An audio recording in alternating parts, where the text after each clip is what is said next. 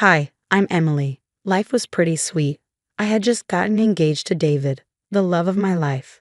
He proposed with a stunning ring that wasn't just any piece of jewelry. It was a family heirloom passed down from my grandmother. That ring wasn't just a symbol of our upcoming marriage, it was a piece of my family's history, a link to the past, and a beacon for our future. My family is close-knit, but not without its complexities. My sister Sarah is a single mom, and life hasn't been easy for her.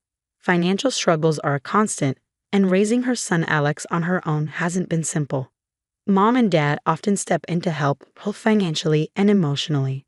I do my part too, looking after Alex whenever I can, which is often because I adore that kid. One Sunday, the whole family was over at my place for dinner. The air was filled with laughter and the savory aroma of Mom's cooking. But amidst the warmth and joy, I noticed Sarah's glances at my ring. They were subtle, but there was something in her eyes, a mix of admiration and something else. Maybe envy or desperation. It troubled me. Wedding plans must be a nightmare, huh? Sarah asked as she sipped her coffee, her eyes lingering on the ring. I laughed, brushing off her tone. Actually, it's going well. David and I are enjoying the process. It's like crafting our dream day, piece by piece. That ring must have cost a fortune, she remarked with a slight edge to her voice. It's not at the cost, Sarah. It's special because it's from Grandma, you know that. Yeah, I know. Just saying, it's a lot sitting on one finger. That kind of money could solve a lot of problems. I felt a wave of discomfort rising but shrugged it off. Well, it's not going anywhere. It's meant for moments of joy, not to solve problems. Dad, always the peacemaker, chimed in. Let's not talk money now, it's family time. Emily, tell us more about the venue you picked out. The conversation moved on, but Sarah's words lingered in my mind. I loved my sister and knew her life wasn't easy, but the ring was a symbol of my future, not a lifeline for financial woes. In the weeks that followed, I continued my wedding planning, blissfully unaware that a seed of desperation had already been planted in Sarah's mind.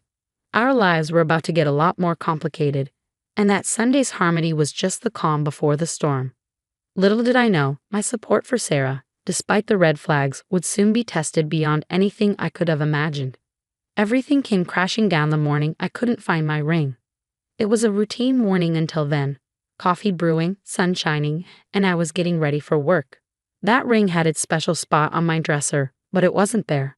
Panic doesn't even begin to describe what I felt. I tore through the house, overturning everything but found nothing. My heart sank deeper with each passing second. Then a sinking realization hit me. The last family dinner, Sarah's eyes on my ring, her comments, pieces of a horrible puzzle fell into place. I didn't want to believe it, Sarah, not my sister. But I had to know. While she was at work, I made my way to her house. We never kept secrets, never needed to. Her purse was on the kitchen counter, and buried under grocery receipts was a pawn shop receipt for my ring. When Sarah came home, I confronted her immediately. Why, Sarah? How could you? She froze, then sighed, the fight leaving her as she slumped into a chair. I didn't know what else to do, Em. Alex needed that tuition money, and I thought I'd be able to buy it back before you noticed. That was Grandma's ring, Sarah. You didn't just pawn a piece of jewelry, you pawned my trust. I'm sorry, Emily. I really am. It was wrong. But I was desperate. You should have come to me. We could have figured something else out together, Sarah said, her voice trembling with regret. Our parents were the next to know. Mom cried, and Dad's face went ashen as they listened to us argue. The air was thick with disappointment and disbelief. You have to forgive her, Emily. She's your only sister, Mom pleaded, her voice quivering with emotion. No, Mom, I can't. Not this time. This was too far. The divide grew, with Sarah on one side, full of regrets, and me on the other, my heart broken, not just by the loss of the ring, but by the betrayal. It was a chasm filled with hurt and tarnished trust, and none of us knew how to bridge it. The fallout was messier than I could have imagined. Family gatherings turned awkward, filled with unspoken words and forced smiles.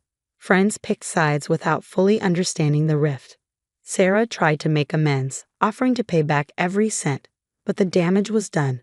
The ring was just a symbol. What she really needed to return was something intangible, my trust. And that wasn't something you could simply buy back from a pawn shop.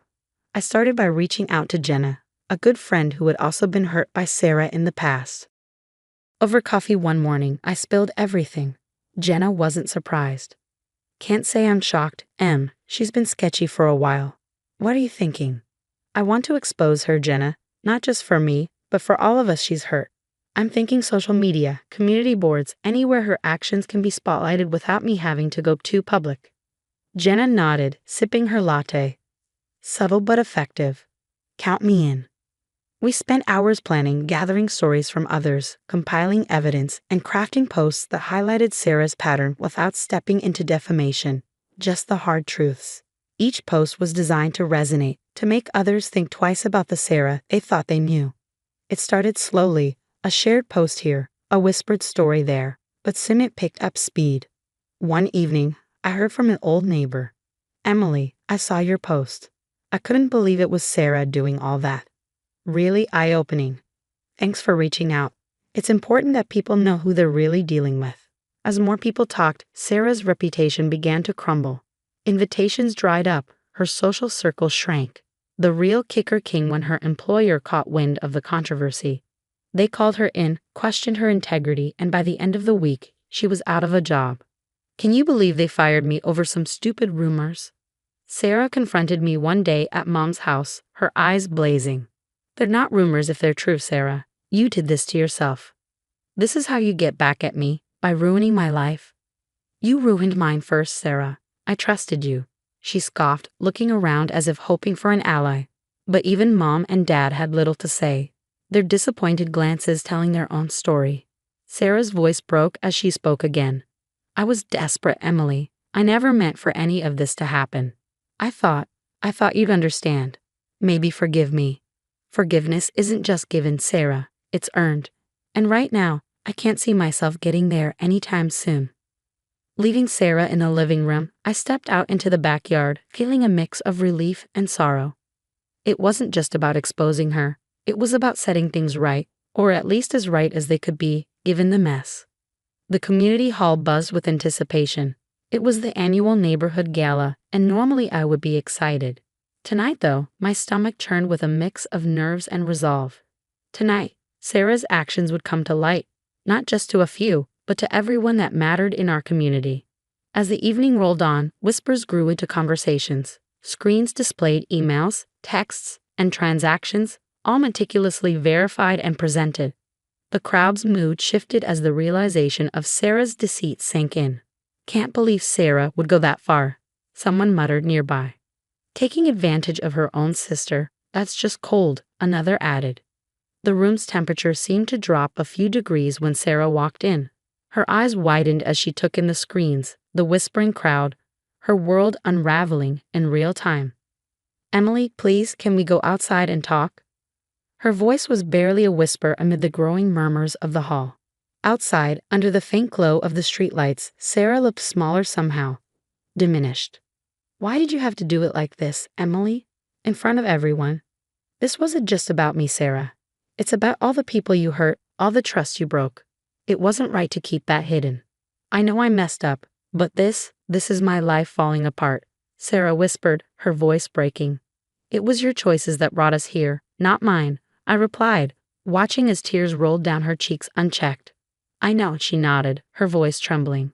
I hope there might be a way back. Not this time, Sarah, not for a while. As Sarah walked away, the weight of our fractured relationship settled heavily on my shoulders. But life had to go on, and I needed to reclaim mine. The next day, I returned to the pawn shop. Seeing the ring again, a symbol of so much pain and love, was bittersweet. I'd like to buy this back, I told the owner, handing over the cash. It felt like a small victory, a piece of my past restored. The weeks that followed were a blur of preparation and celebration. David and I decided on a small wedding, just close friends and family who had stood by us through the storm. The day was perfect. As I walked down the aisle, the ring securely on my finger, I saw Sarah at the back. There was no interaction, just a silent acknowledgement of her presence. We exchanged vows under the soft glow of sunset, the simple ceremony a stark contrast to the complexities of the past months. Afterward, as David and I mingled with our guests, I felt lighter than I had in months. You made it through, Emily, David whispered, squeezing my hand. I did. We did. I corrected him, smiling up into his eyes. And as the night drew to a close, I realized that while the path to this point had been anything but straight, every step, every decision had been necessary. Sarah watched from a distance, and I felt a pang of sadness for what could have been. But some distances are necessary, some bridges too burn to cross again. That's the end of my story. Thanks for being here and for listening to my journey. If you found a piece of your own struggles in mine, remember, we're stronger than we think, and sometimes moving forward is the only way. Before you go, I have a question for you. If you were in Emily's shoes, would you have handled the situation with Sarah the same way?